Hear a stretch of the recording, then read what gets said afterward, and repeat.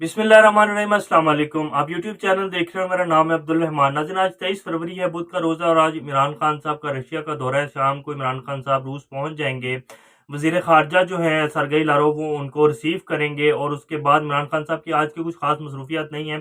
कल मुलाकातें जो हैं वो रूस में शेड्यूल हो चुकी हैं इमरान खान साहब की, और सबसे इंपॉर्टेंट मुलाकात व्लादिमीर पुतिन से है, और उसकी जैसी कुछ तफसीलात आएंगी वो आपको बताएंगे। लेकिन इसके साथ साथ जो यूक्रेन के सफ़ीर हैं पाकिस्तान में, उन्होंने इमरान खान साहब से एक बड़ी अपील की है। उन्होंने कहा कि जी, आप एक जोहरी ताकत हैं और आप रूस का दौरा करने जा रहे हैं, तो आप लाजमी इस हमारा जो मसला है रूस और यूक्रेन का जो तनाज़ा चल रहा है, इस मसले को आप व्लादिमीर पुतिन के सामने लाजमी उठाएं और इसको हल करवाने में अपना जो है किरदार अदा करें। इसके साथ साथ अमेरिका और बरतानिया ने ऐलान कर दिया है कि जी रूस के ऊपर कौन सी सैंक्शन जो है वो फौरी लगाई जा रही हैं, वो भी आज आपको तफसीलात बताएंगे। कुछ 5 बैंक हैं रूसी बड़े बैंक, उनके ऊपर सैंक्शंस लगाई जा रही हैं, और इसके साथ साथ कुछ अरबपति लोग जो हैं जिनके अमेरिका और बरतानिया में असासे हैं, उनके ऊपर जो है उनके असासों को फौरी मुंजमद कर दिया गया, और उनकी बरतानिया और अमेरिका आने जाने पर भी पाबंदी आयद कर दी गई है। तो ये सैंक्शंस जो हैं ये फौरी तौर के ऊपर लगाई जा रही हैं। और जर्मनी ने रूस के साथ एक गैस स्ट्रीम पाइपलाइन का एक बहुत बड़ा मंसूबा था, जिसकी तकरीबन लागत $11.5 अरब के करीब है, उसको फौरन जो है बंद करने का हुक्म दे दिया है। ये आपको तफसीलात बताएंगे। और इसके साथ साथ तैयब उर्दगान का भी मौकफ आ गया है। रूस ने जो यूक्रेन के 2 सूबों की उनको कबूल किया है और उनको अलग से मुल्क बनाने की हैसियत दे दी है, तो इसके ऊपर तुर्की का भी मौकफ आ गया है। तैयब उर्दगान ने इसके ऊपर क्या क्या है ये आपको बताएंगे। और लास्ट में हम बात करेंगे पाकिस्तान की सियासत में क्या हो रहा है पिछले 2-3 दिन से। हमारी पीडीएम की मुलाकातें, फिर शहबाज शरीफ साहब कल जरदारी साहब के घर पहुंचे हुए थे, फिर जरदारी साहब को आज शहबाज शरीफ साहब ने दावत पे बुलाया हुआ है, फिर इसी तरह जरदारी साहब ने काफ लीग को इशाइये की दावत दी है और उनको अपने घर बुलाया है। और मौलाना फजलुर रहमान साहब की मुलाकातें जो हैं वो भी चल रही हैं। और पीडीएम इस टाइम क्या करने जा रही है और क्या अदम एतमाद की तहरीक कामयाब हो सकेगी, या हमेशा की तरह जैसे पीडीएम के जो भी बयानिए होते हैं और जो जो कहा जाता है वो सारा एक 2-3-4-5 दिन के बाद या 10-15 दिन के बाद वो सारा बयानिया और वो सारा धूल हो जाता है, उसमें से कुछ भी नहीं निकलता। और फिर कल शहबाज शरीफ साहब जब जरदारी साहब के घर से निकले हैं, तो उन्होंने मीडिया को भी फेस नहीं किया और वो पिछले दरवाजे से निकल कर चले गए।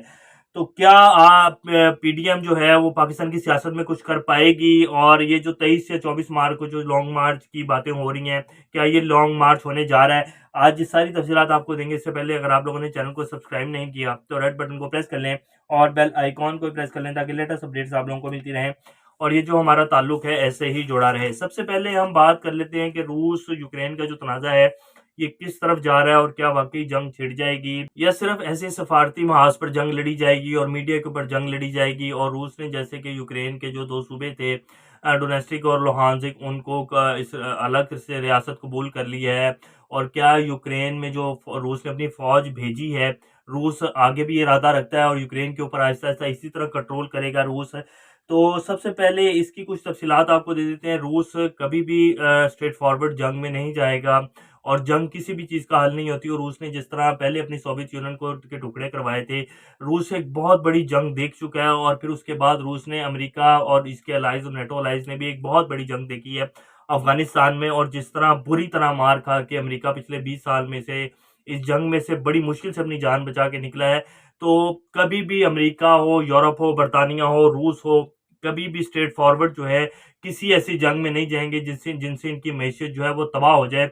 और रूस और चाइना जिस तरह ख्वाब देख रहे हैं कि अब हम दुनिया के ऊपर से दोबारा लीड करेंगे, और अमेरिका, बरतानिया और उसके अलाइज की ये जो पूरी दुनिया के ऊपर और पूरी दुनिया के सिस्टम को, मैशियत को मफलूज किया हुआ है, इसका ये जो निज़ाम है इसको ख़त्म करेंगे। तो ये जंग में जाने से नहीं होगा, ये सिर्फ मैशियत को अच्छा करने से और टेक्नोलॉजी में आगे बढ़ने से और इन राहों पर चलने से ही रूस और चाइना दुनिया में लीड कर सकेंगे।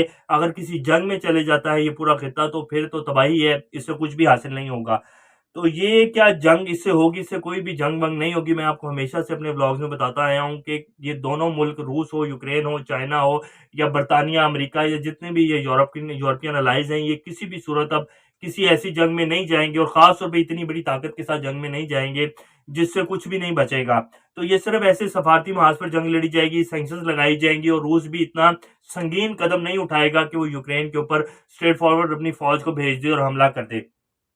अब बरतानिया ने जो सैंक्शंस लगाई हैं वो आपको बता देते हैं। इन्हीं सैंक्शंस से जो है रूस को काफ़ी शदीद किस्म का उसकी इकोनॉमी को झटका लगने जा रहा है। बरतानिया और अमेरिका ने जो सैंक्शंस लगाई हैं वो आपको बता देते हैं। ये भी पहला मरला है सैंक्शंस का। बरतानिया ने रूस पर पाबंदियां आयद कर दी। बरतानिया ने यूक्रेन की कशीदगी की वजह से 5 रूसी बैंकों और शख्सियात पर पाबंदियां आयद कर दी हैं। रूस पर पाबंदियां पहले मरे में लगाई जाएंगी, जबकि मजीद पाबंदियां भी आयद की जा सकती हैं। 5 बैंक हैं और 3 अरबपति लोग हैं जिनके ऊपर बरतानिया ने भी फिलहाल पाबंदियां लगाई हैं, जिनका नाम है गेनेडी तिमोशेंको, बोरिस रोटनबर्ग और रेगोर रोटनबर्ग हैं। ये बहुत बड़े बिजनेसमैन हैं, रशिया के अरबपति लोग हैं जिनके असासे थे बरतानिया में। उन सबको मुंजमद कर दिया गया और इनकी प्रॉपर्टियों को, इनके बैंक अकाउंट्स को मुंजमद कर दिया गया। अच्छा, बरतानिया और अमेरिका की आपको सबसे बड़ी एक हरधर्मी बताएं। अब ये बिजनेसमैन लोगों की जायदादें मुंजमद करना, ये कहाँ की इंसानियत है। पाकिस्तानी वजीर आजम नवाज शरीफ साहब जो हैं यहाँ से मुजरिम होके गए हुए और उनको बरतानिया ने अब वीजे के ऊपर, वीजा भी उनका खत्म हो चुका है और दरखास्तें भी दी हुई हैं उन्होंने, तो उनको बिठाया हुआ है, उनके कोई असासे मुंजमद नहीं किए हुए। उनके बेटे हों, शहबाज शरीफ साहब के जो बेटे हैं और दामाद हैं वो यहाँ इश्तिहारी मुजरिम है, उनकी जायदादें मुंजमद नहीं करनी। सिर्फ बरतानिया, जैसे कि अमेरिका ने अफगानिस्तान के 9 अरब डॉलर के असासे जो थे उनको मुंजमद कर दिया, जो कि उनके अवाम के अफगान सेंट्रल बैंक के असासे थे, जो किसी भी तरीके से मुंजमद करना बनता नहीं था। अगर मुंजमद कर भी दिए थे तो उनको खुद से तकसीम करने का हक किसको दे दिया अमेरिका ने, जो कि अमेरिका ने कहा कि 3.5 अरब डॉलर हम उन लोगों में तकसीम करेंगे जो कि अफगान लोग हैं जिन्होंने 20 साल हमारी जंग में नुकसान उठाया, उनको देंगे, और बाकी जो 3-4 अरब डॉलर है वो हम इंसानी हकूक की तंजीमों के देंगे, अफगानिस्तान के और अफगान हुकूमत को डायरेक्ट नहीं देंगे। तो ये इनकी हठधर्मी है, ये अपने कानून बनाए हुए इन लोगों ने और पूरी दुनिया की माशियत को इन्होंने कंट्रोल किया हुआ है। असल में पाकिस्तान, चाइना, तुर्की, रूस इसी चीज़ के ऊपर मगरिब से और इस पूरे सिस्टम से जो है जान छुड़वाना चाहते हैं, और चाइना इसीलिए कहता है कि मैं एक नया निज़ाम लेके आ रहा हूँ जो पूरी दुनिया में बिल्कुल बराबरी के ऊपर चलेगा, ना कि अमेरिका, बरतानिया और ये जो यूरोप के अलाइज का एक निज़ाम है जो पूरी मईशत को जिसके ऊपर चाहते हैं सैंक्शन लगा देते हैं, जिसके ऊपर चाहते हैं उनके असासे फ्रीज कर देते हैं। तो ये काम है जो बरतानिया ने फिलहाल कर दिया है कि जो उनके 3 जो बड़े बिजनेसमैन उनके ऊपर पाबंदियां लगा दी, उनकी जायदादें मुंजमद कर दी, और 5 बैंक जो हैं रूस के उनको भी मुंजमद कर दिया गया है, और उनकी जितनी भी जो है असासे वसासे उन सबको मुंजमद कर दिया गया। दूसरी जानिब जर्मनी ने भी रूस के साथ जो gas pipeline, stream gas pipeline थी, उसके मंसूबे को फौरन रोक दिया, जो कि तकरीबन 11.5 अरब डॉलर की लागत से इस मंसूबे के ऊपर काम चल रहा था। अब तैयब उर्दगान साहब जो हैं उन्होंने कहा है कि रूस की जानिब से यूक्रेन के 2 इलाकों को तस्लीम करने का फैसला नाकाबिले कबूल करार देते हुए कि फ्रीकैन आलमी कवानीन का एहतराम करे। तैयब उर्दगान ने यह बयान दे के पत्ती गली से निकल लिए हैं कि जी आलमी कवानीन की खिलाफ वर्जी ना करें, जो हमारे फ्रीकैन है वो इस चीज़ का ख्याल करें। बिल्कुल सेम ऐसा ही बयान इमरान खान साहब भी तवक्को की जा रही है, क्योंकि हम लोग, इमरान खान साहब ने जैसे अपने कल लास्ट इंटरव्यू में कहा था, रशिया टीवी को इंटरव्यू देते उन्होंने कहा था कि हम किसी भी ब्लॉक का हिस्सा नहीं बनेंगे, और पाकिस्तान ने अमेरिका के ब्लॉक का हिस्सा बन के और ये जो 20 साल जंग थी इसमें बहुत बड़ा सबक हासिल किया है। अब पाकिस्तान किसी भी ब्लॉक का हिस्सा नहीं बनेगा, ये बाकायदा इमरान खान साहब ने कल कह दिया है। और ये जो अब दौरा है इमरान खान साहब का रूस का, इसको पूरी मगरबी दुनिया बहुत करीब से देख रही है, और मगरबी मीडिया खासतौर पर बहुत करीब से देख रहा है कि इमरान खान वहां जाकर क्या बात करते हैं। और इमरान खान साहब को बात करना बहुत अच्छे से आता है, और ये कोई बड़ा इशू नहीं है उनके लिए कि किस तरह के बयानात वहां देने हैं। हाँ, अगर नवाज शरीफ या जरदारी साहब होते, खासतौर पर नवाज शरीफ साहब होते, तो उनसे कोई भी बयान जो है वो तवक्को किया जा सकता था कि वो कैसा बयान देंगे। बहरहाल ये बरतानिया ने पाबंदियां लगा दी। अब हम बता देते हैं कि अमेरिका ने किस किस्म की पाबंदियां लगाई, वो भी आपको बता देते हैं। अमेरिका ने 2 रूसी बैंकों, जिनका नाम वीआईबी और रूसी मिलिट्री बैंक, पर तजारती पाबंदियां लगाने का ऐलान कर दिया है, जबकि अमेरिका की जानिब से अहम रूसी शख्सियात और खानदानों के असासे पर पाबंदियां मुतवक्के हैं। यानी इन पाबंदियों से रूसी मईशत को आलमी मालियाती निज़ाम से अलग किया जाएगा। ये पहले भी अमेरिका कह चुका है। तो ये पाबंदियां जो है अभी फिलहाल लगा दी गई हैं, और अभी जो है यूरोपीय यूनियन वो भी सोच रहे हैं कि जी पाबंदियां लगाने की तरफ जा रहे हैं, और वो भी जल्द अनाउंस कर देंगे कि जी हम फिलहाल ये पाबंदियां जो हैं वो लगा रहे हैं अमेरिका रूस के ऊपर। अब हम बात कर लेते हैं कि पाकिस्तान में सियासत में क्या चल रहा है। जरदारी साहब जो हैं वो बहुत ज़हीन शख्स हैं, और उनको सियासत बहुत अच्छे से आती है। इस चीज़ का क्रेडिट जरदारी साहब को जाता है। लॉन्ग मार्च और पीडीएम जो है वो पहले कह रहे थे कि जी हम जरदारी साहब को बिल्कुल नहीं मिलेंगे और बिल्कुल उनसे कोई बात नहीं होगी। और पिछले तकरीबन 8-9 माह के अगर आप नून लीग का बयानिया और फिर मौलाना फजलुर रहमान साहब का बयानिया उठा के देख लें, जो समय जो इन्होंने कहा है पीपल्स पार्टी के बारे में, और फिर जिस तरह उनके ऊपर जो है गोला बारूद की तोपें खोली गई थी, तो उन बयानात को उठा के देख लें तो अब दोबारा जरदारी साहब ने लोगों को अपने पास आने पर मजबूर कर दिया। और इवन आज जो आपको खबर देंगे, पहले कह रहे थे कि जो लॉन्ग मार्च जो है पीटीएम अलग करेगी और जरदारी साहब जो है वो लॉन्ग मार्च अलग करेंगे, लेकिन जरदारी साहब ने इनको मिला नहीं है और जरदारी साहब का लॉन्ग मार्च ही जो है फाइनल लॉन्ग मार्च होगा। ये आपको बता देते हैं। लॉन्ग मार्च की हमायत का फैसला जो है वो पीडीएम ने कर लिया है और 27 मार्च को जरदारी साहब कायद मिजारे कायद से पीपल्स पार्टी लॉन्ग मार्च शुरू करेगी। उसके बाद नून लीग पंजाब में उसकी उसको वेलकम करेगी और जेयूआई जो है मौलाना फजल रहमान साहब की जमात उनको केपीके में वेलकम करेंगे। यानी पीडीएम के जहां जहां वर्कर्स हैं वो उस लॉन्ग मार्च को वेलकम करेंगे।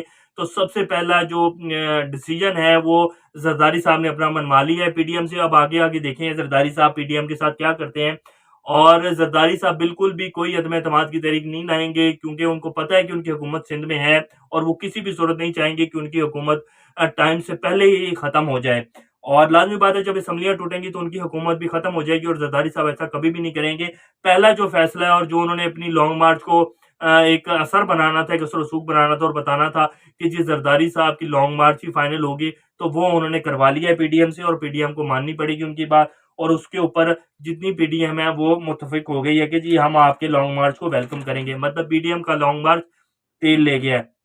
बाकी बाद मीटिंग चल रही है जिसमें मौलाना फजल रहमान साहब काफ लीग को मिलेंगे और फिर काफ लीग जो है जरदारी साहब के इशाइये के ऊपर भी जाएगी। तो काफ लीग वाले तो पहले कह चुके हैं कि जी हम इमरान खान साहब को नहीं छोड़ेंगे और कभी भी नहीं छोड़ेंगे। इत्तेहादी जमातों को पता है कि इस टाइम छोड़कर अपने ऊपर जो है इतना बोझ नहीं लिया जा सकता और खुद को छोड़कर कोई फायदा भी नहीं होगा। पीछे 1 साल रह गया है और कोई भी अदम एतमाद की तहरीक बहुत मुश्किल है कि कामयाब हो सके, लेकिन नून लीग फिलफौर चाहती है कि अदम एतमाद की तहरीक कामयाब हो जाए और इमरान खान साहब को उतार के साइड पे कर दिया जाए ताकि शहबाज शरीफ साहब के जो केसेस चल रहे हैं उधर से शहबाज शरीफ साहब को रिलीफ मिल जाए। लेकिन मुश्किल लगता है कि ये अदम एतमाद की तहरीक कामयाब हो सकेगी। अभी तो पाकिस्तान की सियासत में ये चल रहा है, लेकिन जरदारी साहब ने अपना पैंतरा जो है वो फुल खेल दिया, उसको कामयाब भी करवा लिया है।